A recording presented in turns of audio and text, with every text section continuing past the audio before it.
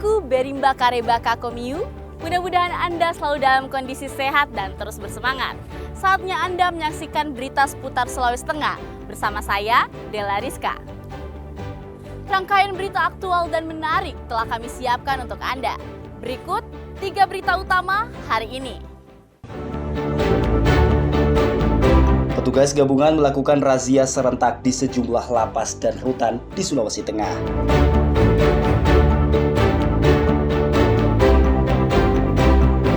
Tiga komplotan pencuri barang di kawasan wisata diringkus aparat Polres Donggala.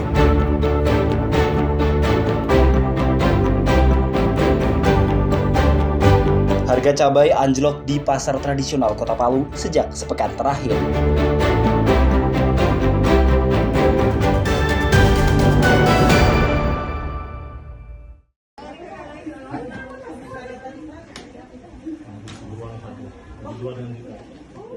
Petugas gabungan merazia sejumlah lembaga pemasyarakatan Palu dan rumah tahanan di Kabupaten Sigi dan Donggala Jumat malam. Hasilnya sejumlah barang disita seperti gelas kaca, alat pencukur, sendok aluminium, kabel roll, dan barang lainnya yang dinilai berpotensi mengganggu keamanan. Razia dilakukan secara serentak dengan melibatkan 60 personel gabungan TNI, Polri, BNN, dan petugas lapas. Mereka dibagi 4 tim dengan sasaran lapas kelas 2A Palu, Rutan Maesa, lapas perempuan kelas 3 Palu, dan rutan kelas 2B Donggala. Petugas menyisir setiap blok hunian warga binaan. Mereka menggeledah warga binaan dengan sasaran narkoba dan barang terlarang lainnya. Namun petugas hanya menyita sejumlah barang yang dinilai berpotensi berbahaya, seperti alat cukur, sendok, gelas kaca, dan kabel roll. Barang bukti tersebut selanjutnya diamankan untuk dimusnahkan. Pihak Direktorat Jenderal Pemasyarakatan Sulawesi Tengah berjanji akan rutin melakukan razia. Langkah tersebut sebagai bentuk pengawasan dan penegakan aturan terhadap warga binaan. Inilah hasil-hasil penggeledahan kami bersama aparat penegak hukum dari BNN dan dari Direktorat Narkoba Polda Sulawesi Tengah. Personil yang kami gunakan pada malam ini adalah sebanyak 60 orang. Gabungan dari 3 instansi, dari Kanwil, dari UPT, dan dari Polda dan BNN. Itu barang bukti di sini Barang bukti hasil penggeledahan ini kita temukan adalah alat-alat yang sebenarnya tidak diperkenankan berada di dalam lingkungan lapas. Nah, hasil penggeledahan ini kami musnahkan nanti bersama-sama hasil penggeledahan yang akan datang atau yang sudah terdahulu akan kami musnahkan. Razia yang diinisiasi oleh Ditjenpas Sulawesi Tengah ini bagian dari Gerakan Nasional Pemasyarakatan Bersih-Bersih. Selain itu, sebagai bentuk komitmen untuk menciptakan lapas dan rutan yang aman dan bebas dari barang-barang terlarang. Ikram Boyoge melaporkan dari Palu.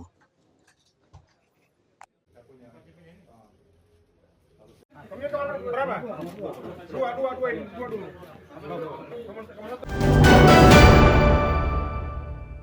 Primbet 3. Sekarang yang mau masuk itu toh? Iya. Nah, silakan. Monggo. 3 komplotan pencuri di lokasi penginapan kawasan wisata Pantai Tanjung Karang, Kabupaten Donggala ditangkap tim Resmob Polres Donggala. Dari tangan pelaku berinisial OTA, JFR, dan RFK, polisi menyita belasan barang hasil curian.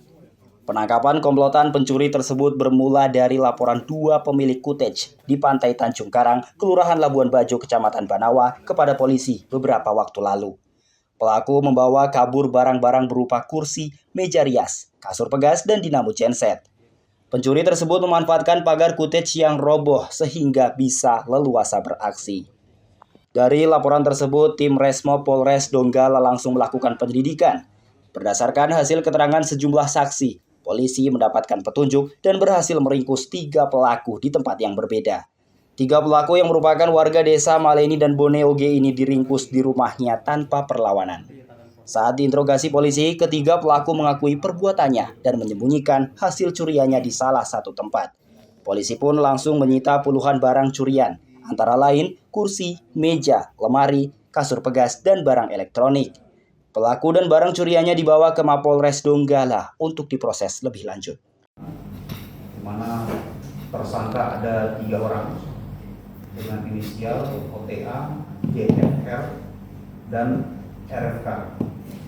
Ini kejadiannya di Hotel Tora Vega Tanjung Karang, Kecamatan Banawa, yang terjadi pada hari Senin tanggal 17 Maret 2025, di mana laporan dari masyarakat juga, sehingga kami melakukan penyelidikan hingga tindakan kepolisian sampai dengan ditemukannya pelaku berdasarkan bukti yang cukup, tentunya dari informasi masyarakat, sehingga kami menemukan pelaku bersama barang buktinya, diantaranya ada 3 buah spray bag, kemudian ada 11 kursi rotan, kemudian ada 14 kursi hitam besi, 2 buah lemari jati, kemudian 1 buah meja bundar terbuat dari kayu eboni, kemudian ada 1 dipan kayu jati, kemudian 2 buah lemari rias dengan bahan kayu jati. Kemudian terhadap yang bersangkutan kami kenakan pasal 363 ayat 2 KUHP. Ketiga pelaku kini ditahan dan menjalani proses hukum di Mapolres Donggala. Atas perbuatannya, ketiganya dijerat pasal 363 KUHP dengan ancaman hukuman 9 tahun penjara. Syamsuddin Tobone melaporkan dari Donggala.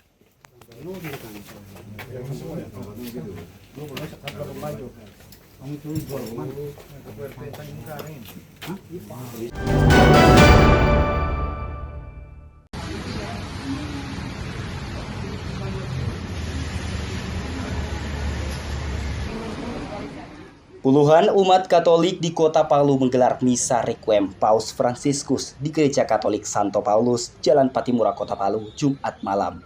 Misa adalah bentuk duka cita dan penghormatan atas wafatnya pemimpin tertinggi umat Katolik sedunia tersebut. Seluruh jemaat dengan khidmat mengikuti misa requiem alias misa arwah Paus Fransiskus. Umat Katolik mendoakan Paus Fransiskus, pemimpin umat Katolik yang wafat tanggal 21 April lalu. Misa memberikan penghormatan dan doa keselamatan arwah Sang Paus Fransiskus yang telah memberikan teladan iman dan kepemimpinan spiritual selama masa jabatannya sebagai Paus.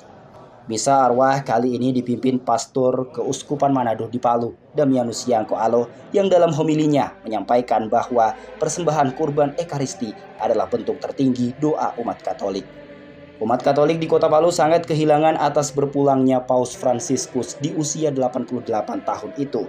Terlebih, Paus dikenal sebagai sosok yang cinta damai dan sederhana. Ya, seperti tadi sebenarnya dalam renungan saya, poin pertama, dan ini semua orang, baik dari karangan atas maupun kalangan bawah dalam di masyarakat maupun pimpinan-pimpinan masyarakat, pimpinan agama-agama, selalu melihat Paus Fransiskus memang orang yang sederhana. Dari penampilannya, bahkan juga pilihan-pilihan hidupnya. Dia sebenarnya sebagai kepala negara, pimpinan gereja umat Katolik, memiliki hak untuk memperoleh berbagai macam fasilitas. Tetapi dia selalu memilih hal yang sederhana. Sehingga dari penampilan yang sederhana ini, lalu banyak orang yang merasakan ketika berjumpa dengan dia, mereka menemukan sosok yang suci. Sosok yang memang merupakan gambaran sebagai tampilan wajah Allah di dunia ini. Jadi itu dari sosok kesederhanaan. Tentu ada banyak lain lagi keutamaan-keutamaan yang dilihat oleh banyak orang, tetapi hal yang dilihat oleh semua orang tentang pilihan hidup Paus yang memang ingin hidup sederhana. Umat mengikuti setiap prosesi doa, seperti memberikan persembahan Ekaristi untuk keselamatan jiwa sang pemimpin tertinggi. Suasana berlangsung hikmat dan penuh haru. Jemaat larut dalam doa dan nyanyian liturgi yang dipersembahkan sebagai ungkapan cinta dan penghormatan terakhir. Upacara duka misa ini juga menjadi renungan bagi umat, mengenang dan meneladani sosok Paus yang hidup dengan cinta damai serta kesederhanaan. Misa arwah dimulai pukul 6 petang. Usai melaksanakan misa, para jemaat juga memberikan persembahan doa dan bunga di depan gereja. Selain di gereja Santo Paulus, upacara duka misa arwah juga dilaksanakan di gereja Santa Maria Palu. Syahrul Cahya melaporkan dari Palu.